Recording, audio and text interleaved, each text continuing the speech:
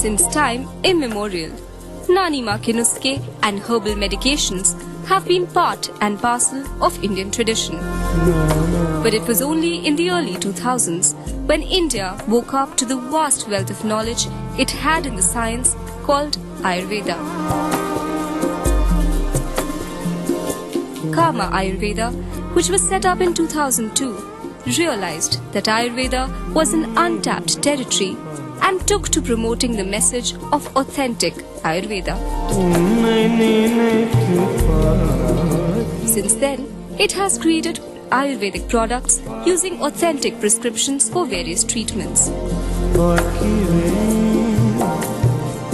Today, Kama is a luxury Ayurveda beauty brand having 24 standalone stores in the country and is expanding further.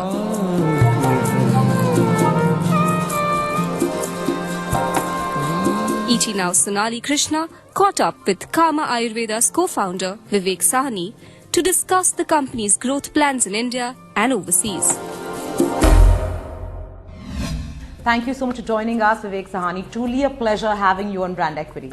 Thank you for having me. So Kama Ayurveda, really a brand that we've seen emerge in the last few years. I want to go back in time before 2012 because I believe 2012 was when you set up your first retail store. Our first standalone store. Standalone store. But before that it was shop in shop, right? Yes. So when you launched in 2002, you must have assessed the market size and the kind of people you're targeting. We didn't do anything like that. Oh really? You just went blind? Which is a fun project. Okay. So what we ended up doing was, we had just finished working on a project where we created the Khadi brand for the government. Right. And that project finished in 2002. Right. And we, as a group, got together to figure out, so my partners were very keen because we'd worked with Khadi, we'd got all this experience of making personal care products, and they were quite keen to do something. So the thing was to take something which was traditional, which was Indian, which had proven efficacy, something which worked. It is also the oldest documented system of medicine in the world. Sure. And basically, nobody really knew about it. True. There's a bunch of smelly brown bottles, which somebody's grandmother, mother, aunt would say, let's use this, or some Hakim would say, use this. But nobody was buying it. Sure. And we thought for ourselves that, why not? It's a challenge and it'd be fun. So we didn't really think about price. When we started it, we were actually thinking of taking Ayurveda out to the world.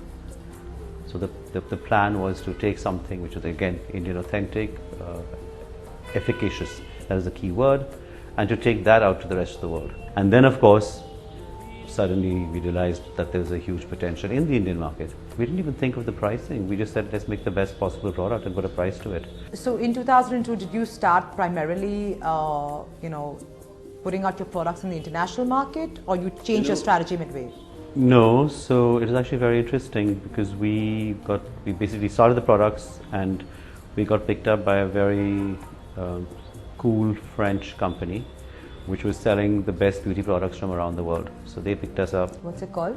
It's called Parfumerie Generale. It's Okay. shut down. They went bankrupt. They got us into Printemps. We were all over the place. It was very nice. We were in French Vogue. We were in Tatler. We were in Marie Claire in France. All of those magazines. Right. And it was great. We had great exposure for a brand that had hadn't been around even 6 months. Sure. So it was great exposure. Sure. But while this was going on, the international market is and we had 12 products and they were oil or powder, so slightly smelly, and we saw this, it's not an easy one to break into because also the concept of using oil. So now all brands have got oils, they've got serums, everybody's got a serum. But in 2002, nobody really had a serum. Or few of them had serums. It wasn't like a mass thing as it is today. Right. So this thing of putting oil on your skin was a foreign thing, because it basically, according to them, it gave them pimples or gave them acne or whatever it was. So it was taking us a while to, get this message across. And then we found that because we were in the Oberoi room, so we were in the Oberoi beauty parlor, there's a whole bunch of local interest in the product. And that started expanding very quickly. So your main marketing push was really getting your bottles into the hotels, because that's how people sampled your product. Yes, I guess so. right? You know, it is really, to be honest, it was all very organic, and it cannot just happened because it just did. Because you know, so my friend ran the beauty parlor at the Oberoi, so I gave it to her. Okay. So I mean, it's like that, you know. Okay. Another friend of mine did something. It's like with really it. through your personal Basically, network. it's like, you know, pick up the phone and then people started using it, and the minute they started using it, word of mouth is everything, you know. And so basically, we had this incredibly loyal following of repeat clients. Sure, You know? sure. Almost, I think we have, you know, it's almost like an 80% conversion. So once you use the product, there's an 80% chance you're going to come back to it. Especially it's one of the key products, you know, the key Ayurvedic products. So you know, it as I said, it all just seemed to fall into place. We do know at this price, at 800 rupees, to put an oil, it is not going to sell in the local shop. Absolutely you know. not, yeah. But at the Oberoi Hotel it would, or the Sure. Oberoi Beauty Parlor it would. So then, Sure. you know, common sense put it there. Ditto at the Imperial, ditto at the Park, and then slowly from that we started finding out that's where the clients were also. Right. So we started retailing it from there too. Okay, in 2003, I would assume that a large part or a significant part of the consuming Indian was looking at aspirational products from the West, because we were in that zone, right? Correct, The yeah. whole Indian wave was just about hit Yeah, us. of course, yeah. So at that point in time, to have launched an Indian brand with Indian ethos and values, did you find you know, a bit of a teething problem there? Because a lot of people would much rather buy, if they had the buying power to buy, let's say, your brand, which Right. was you know, significantly priced higher than Correct, the yeah, regular correct, product, yeah. they would rather buy an international brand because Yeah, that, of course. those were aspirational values. But that's still the case too. I mean, you know, so it's a very, that's very much the case even now. What I'm saying is, we have a very specific kind of client. So basically, you come to me if you've got, you know, hair is falling, or you've got dandruff, or you've got dark circles, or you've got pigmentation, or you're, you know, Sure. you've got a bad sunburn, or, you know, even issue basically. Right. You know, or you've had a baby and you've got stretch marks. So if you have, you know, problems, that's how people came to us, because it was only at that point in time, it was only treatment products. Right. Now, of course, we expanded our range, Sure, you know. sure. But at that point, it was only treatment products. So whether you could buy Eeny, Meeny, Miny, Mo shampoo, which is great, which you did, but if you then use my hair oil and you actually found that your hair did stop falling, or your dandruff did go away, then it became a staple in the bathroom. So every time it finished, you'd buy it. So I already had you. So your decision to open a standalone retail store in 2012 came, what was the trigger? I was quite keen to spend more time. We studied the market, we'd figured it out, we'd also expanded our range. We had many more products. The range was much wider. So at 12 products, you can't open a shop. You know, Sure. There's nothing. Now it's, you know, as you can see, there's a bunch of them, so like 120 products. So we'd already expanded our range considerably. We had a full setup. And then it kind of made sense, you know, we were ready, we had the money. You know, and so we could afford to set up our own store because we did it on our own. We weren't funded, we had no partners, and so we consciously chose the best retail location in Delhi, which is Khan Market, and it was very specifically chosen because, you know, again, it's great footfalls, great branding, it's not cheap, Sure. and it's also great positioning. Could I say that in 2017, today, if correct me if I'm, you have 23 stores? 23, yeah. 23, 24, we're opening another one next week. Next week, Yeah, okay. 24, I think, So yeah. 24 stores Yeah. across which cities? So across the country, Delhi, Bombay, Jaipur, we opened Coimbatore. Jaipur. Jaipur's opening next week. We opened Coimbatore 2 weeks ago. Okay. Calcutta, Pune, Ludhiana. Okay. So across the country, pretty So much. you're not doing just, you know, first No, tier, no, you're no, going no, below no. as well. Bangalore, we've got 2. We're opening 2 more Okay. quite shortly. Chennai. Okay. So we're pretty much across the country. So today, if I ask you in terms of your revenue split, global versus domestic, or international versus domestic, what would that split be? Nothing. It's like global is strictly pop. Global doesn't count? Nothing. Okay, so it's all domestic consumption. Absolutely. Oh. 99.8, yeah. I've also not seen any real concerted effort in terms of you marketing the brand. So How- there's basically it's word of mouth. It's in magazines. So it's in most magazines carry it in their beauty columns. We are online a lot. We have lots of bloggers who write about us. There's a whole online presence, and there is a space, you know, which is so we don't advertise at all. Period. There's no print advertising, no print, no television. How would you compare yourself to, let's say, Forest Essentials, which also has pretty much the same positioning? You come to me for certain things and you go to Forest Essentials for certain things. But I do know what you come to me for, which is specifically skin related and hair related and body related issues. So that's what we come to me. I'm a problem solution brand, basically, primarily, and I'm an enhancement brand. Enhancement. So, and I'm not a sensorial brand. What does that mean? Sensorial means nice smelling. Is it? So you don't come to me for nice smelling products. Okay. Is that a bit of a obstacle for you, to, because people like nice smelling Well, things?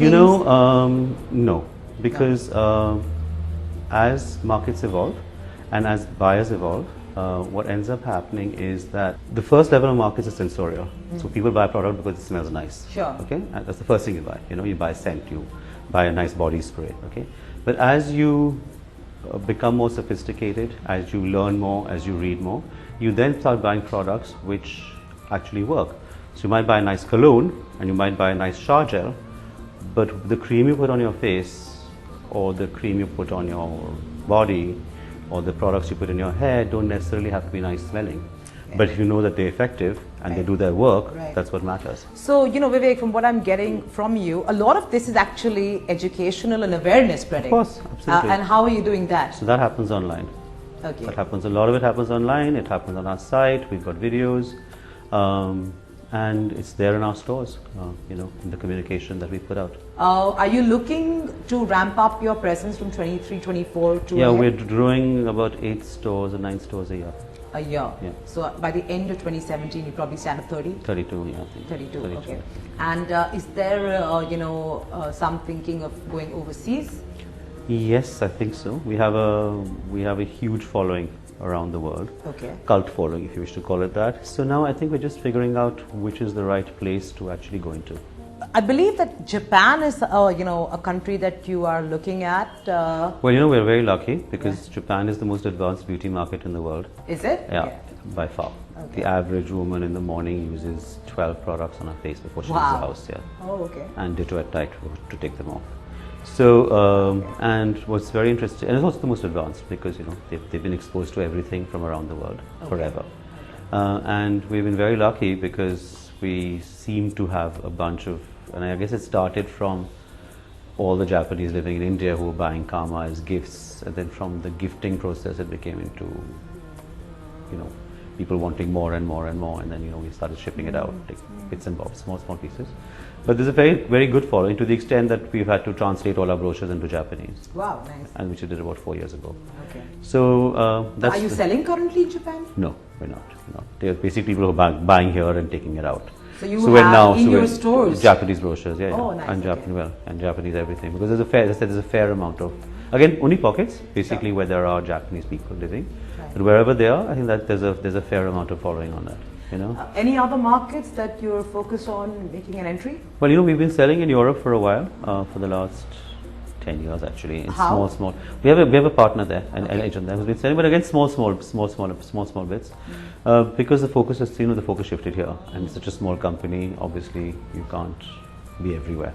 So you will take baby steps for your global expansion, right? Yeah, I think it's tentative steps. But don't you think, given this whole Ayurveda, yoga wave that suddenly hit the world, this would be like the prime time for you to actually make a leap into the US? It is. Yeah. But I think the first thing is finding the right partners. I want to get the way we present ourselves in the correct possible, in the best way possible, and not sort of do it half baked. Basically. So you're in no pressing hurry, really? No. I mean, we started the process, Yeah. and we started looking for engagements. Right. So but as you said, the time is absolutely right. In terms of the way you source and manufacture your products, correct me if I'm wrong, but when you started, you weren't really manufacturing, right? You were sourcing it from Coimbatore. We are still not manufacturing. All our products are outsourced. The formulation is ours, the IP is ours, but it's outsourced, like you outsource toothpaste. So basically, you package it.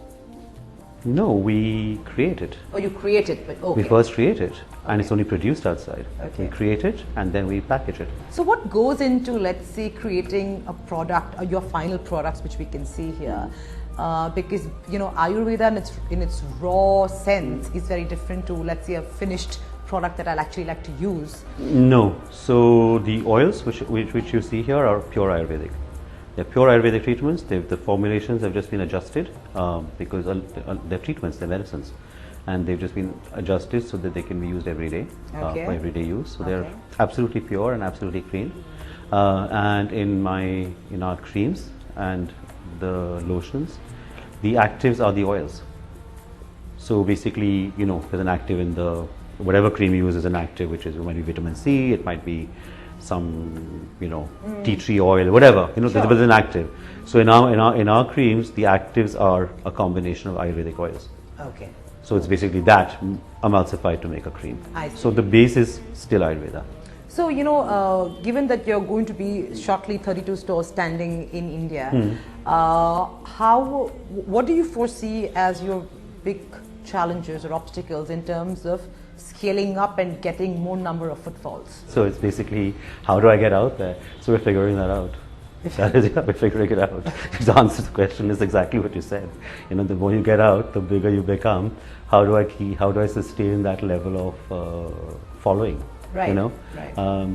The nice thing is that once you use the product, as I said, there's a 70 to 80% chance you're going to come back to it. Yeah. And that for me is really key, because then you'll go and buy it as a present for somebody who'll then buy it as a present for somebody else, and then they'll travel to Kanpur and then somebody there buy it as a present, and then they'll buy it online. So it's a network which is spreading. Is your presence online pretty formidable? I wish it was formidable, but it's definitely there. It's definitely there. We're online on our own. We're on Nykaa and we're on Amazon. Okay, and how much of your revenue actually comes in from online right now? In percentage terms, Yeah. at the moment, I'd say this year it'll probably be like 20%, 18%. That's not bad actually. It's not bad. It's gone up. Like last year was 10%. So Okay, so it has gone up So yeah. significantly. I mean, this year it'll be 20, I hope. But do you also do, let's say, if I go onto your site, can I order directly from you? Of course, yeah. So you would deliver that directly? Yeah, of course, we are very decent. So we were doing that. It's only 3 places: us, Nykaa, and Amazon. Okay. And So, we've just signed up Myntra. just a question that popped in. Given that, most of your population, most of your, target group who buy your stuff would be pretty well versed with the digital world. Yes. Most of them, Yeah, right? yeah. Because that would be the profile. Why would you bother investing in, brick and mortar outlets, and why not focus fully online? Because it's an experiential product. You have to try it. You touch it, you touch the cream, you come in, you browse, you think. So what I'm saying, I'm not opening 100 shops in Delhi, but I have to have some in each area to be able to access it. Because especially in large cities, how do you get there? I mean, look at traffic in Bombay. Right. If I told you to go to Warden Road for the Kama shop, you never go, because they forget about it. They say, I'm not going. End of story. So I have to have it in large cities. I have to have it in key pockets, so at least it's accessible for people. And what's ending up happening, actually, I'm finding, is that a lot of people are coming in to choose their products here and then are replenishing online. Would you say that one of your biggest challenges would be real estate pricing for you? Because you have to justify it's not only real estate pricing, because that's only one part of it. It's actually getting the real estate, because there are 2.5 malls, and in a good location in those malls is even more difficult. Right. So frankly, it's torture. Yeah. I mean, that's really painful, because you're actually trying to get space in a mall which is already full and nobody's moving out. Right. Then because the leases are 5-year leases, so nobody's going anywhere. So until the next shuffle happens, so if the shuffle's already happened and I've come in a year later or 2 years later, then I have to wait for the next 3 years before the next round of movement takes place in the mall. So that's actually the biggest issue, is getting good locations. Prime real estate. Prime real estate. Yeah. Because for beauty you have to be on the ground floor of a mall, you can't be... Sure. And also what we're doing is, consciously we're no longer doing standalone ones like this, we're only doing malls. Within malls.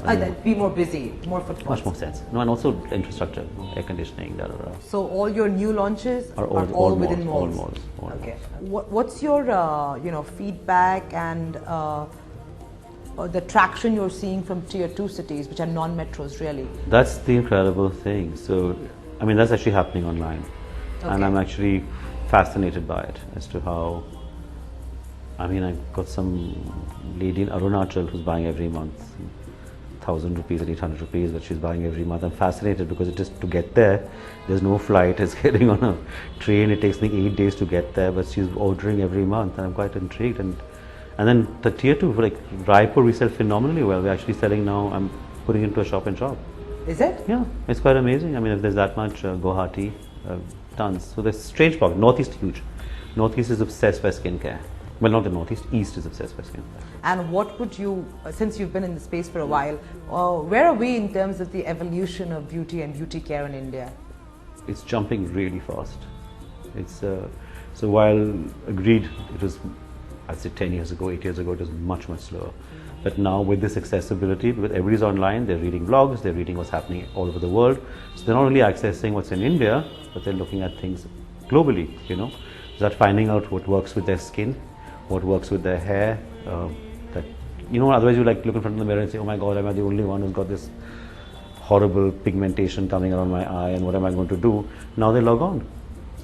And they like, you know, they literally log on and find out which product, where, or which doctor. Right.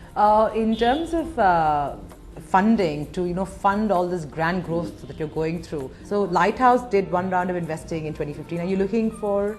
We will now, I think, eventually, because when you need to expand that much further and take it out, yes, we definitely will be. I think the one thing that we have done is also we spent 2 years, more 3 years, spending our time torturing ourselves, certifying ourselves with the EU. So all our products are EU certified. So once it's certified, that means basically, okay, it works like this. You say there's neem in my product. So they say, where's the neem from? Is it neem seed? Is it neem bark? Is it neem leaf? Was it boiled? Was it cold pressed? Was it hot pressed? What is the sauce? Was it debittered? You know? Sure. And for near 40 products and 40 ingredients in each, you're doing it across. That's why it took 2.5 to 3 years to do. Now that has happened, I think one, that I can import it into Europe, export it to Europe with no issues. Okay. There's no issue of, you know, randomly going here, randomly going there. It's going as a pure product, and, you know, it says very clearly there's a certification. It's got the thing. So tomorrow, frankly, if you have an allergy in the Netherlands, there's a number you can call, and they'll tell you what the allergy, what this is from. Right. And also the next thing is that it's, you know, it's a clean product. That there's no hidden. So it gives you that much more credibility. Yeah. So that means tomorrow when you're buying it, you also know in Delhi that, or Bombay, that it's a completely clean product because these guys have got their certification. On that note, thank you so much, Vivek. This has truly been a pleasure, and all the very best for Kama Ayurveda traveling internationally. Thank you so much. Thank you for having me on your show.